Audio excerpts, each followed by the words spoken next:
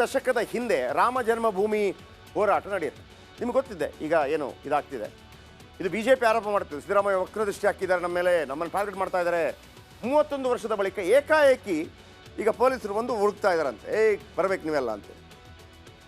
ಎಲ್ಲ ಆರೋಪಿಗಳ ಬಂಧನಕ್ಕೆ ವಿಶೇಷ ಟೀಮ್ ರೆಡಿಯಾಗಿದೆ ಅಂತೇಳಿ ಆರೋಪಿಸ್ತಾ ಇದ್ದಾರೆ BJP ಅವರು.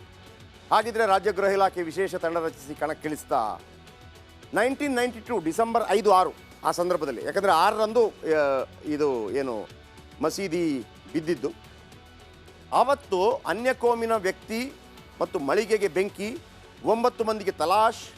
3ನೇ ಆರೋಪಿ ಶ್ರೀಕಾಂತ್ ಪೂಜಾರಿ ಈಗ ಬಂಧನ ಆಗಿದೆ, ಒಬ್ಬರನ್ನು ಬಂಧಿಸಿದ್ದಾರೆ. 92ರಿಂದ 96ರವರೆಗೆ ಹುಬ್ಬಳ್ಳಿಯಲ್ಲಿ ಸಂಭವಿಸಿದ ಗಲಭೆ. ಆಗ 300 ಜನರ ಪಟ್ಟಿ ಮಾಡ್ಕೊಂಡಿದ್ರು ಪೊಲೀಸರು, ಅದರಲ್ಲಿ ಈಗ ಒಬ್ಬರನ್ನು ಬಂಧಿಸಲಾಗಿದೆ. ಅವರಿಗೆಲ್ಲ 300 ಜನರ ಪಟ್ಟಿಯಲ್ಲಿ ಆಗ ಅವರಿಗೆ 30-35, ಈಗೆಲ್ಲ 65 ಪ್ಲಸ್ ಒಬ್ಬರಂತೂ 75.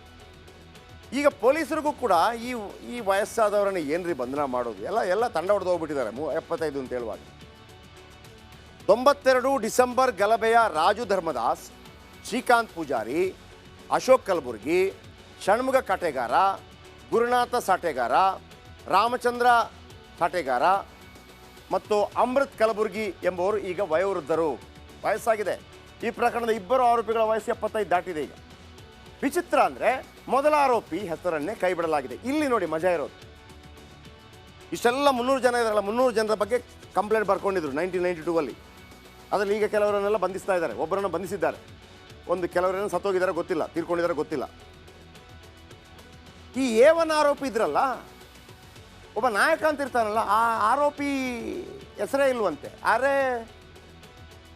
ಆ ಮೊದಲನೇ ಆರೋಪಿ ಈಗ ದೊಡ್ಡ ಗಣ್ಯ ವ್ಯಕ್ತಿ ರಾಜಕೀಯದಲ್ಲಿ.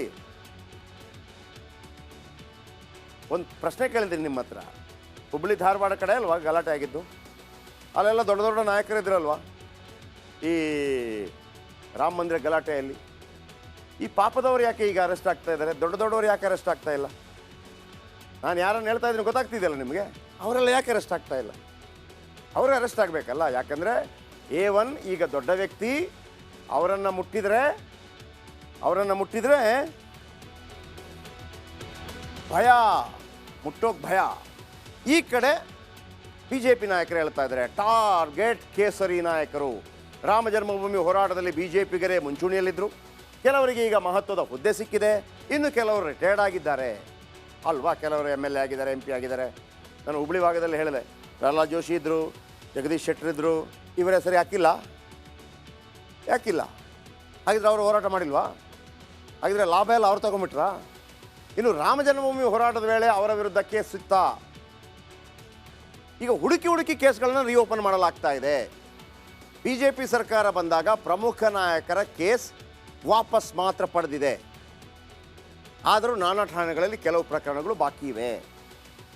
ಈ ಪ್ರಕರಣವನ್ನು ಹುಡುಕಿ ಪಟ್ಟಿ ಮಾಡ್ತಾ ಇದ್ರಂತೆ ಪೊಲೀಸರು. ಇದು ಯಾರು ತಪ್ಪು? ಇವರು ಈಗ ಸಿದ್ದರಾಮಯ್ಯನವರ ವಿರುದ್ಧ ಆರೋಪ ಮಾಡ್ತಾ ಇದ್ದಾರಲ್ಲ BJP ನಾಯಕರು, ನೋಡಿ ಹುಡುಕಿ ಕೇಸ್ ಮಾಡ್ತಾ ಇದ್ದಾರೆ. ಇದೇ BJP ಸರ್ಕಾರ ಅಧಿಕಾರದಲ್ಲಿತ್ತಲ್ಲ, ನೀವು ಆ ಕೇಸ್ ಯಾಕೆ ವಾಪಸ್ ತಗೊಂಡಿಲ್ಲ? ಅವಕಾಶ ಇದ್ದರೆ ಕೆಲವು ನಾಯಕರದ್ದು ಯಾಕೆ ತಗೊಂಡಿದ್ದೀರಿ? ದೊಡ್ಡ ನಾಯಕರದ್ದು ಅರ್ಥ ಮಾಡ್ಕೊಳ್ಳಿ ವೀಕ್ಷಕರೇ. ರಾಜಕೀಯಕ್ಕಾಗಿ ಬಳಕೆ ಆಗಬಾರ್ದು. ಕಾರ್ಯಕರ್ತರು ಕೆಲಸ ಮಾಡಿದರೆ ಅವರನ್ನು ಉಳಿಸುವಂಥ ಪ್ರಯತ್ನಗಳಾಗಬೇಕು.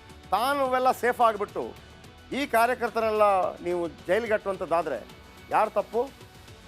ಈಗ ನೀವು ಸಿದ್ದರಾಮಯ್ಯನವರನ್ನು ಟೀಕೆ ಮಾಡೋದು ಅವರು ರಾಜಕೀಯ ಮಾಡ್ತಾ ಇದ್ದಾರೆ ಅಂತಂದರೆ, ನೀವು ಅವರ ಕೇಸ್ ವಾಪಸ್ ತಗೊಳ್ಳದೆ ರಾಜಕೀಯ ಮಾಡಲಿಲ್ವಾ? ತಪ್ಪಲ್ವಾ ಅದು? ಯಾರೀಗ ಅನಾಥರಾಗಿದ್ದು? ಆ ಪಾಪದ ಕಾರ್ಯಕರ್ತರು.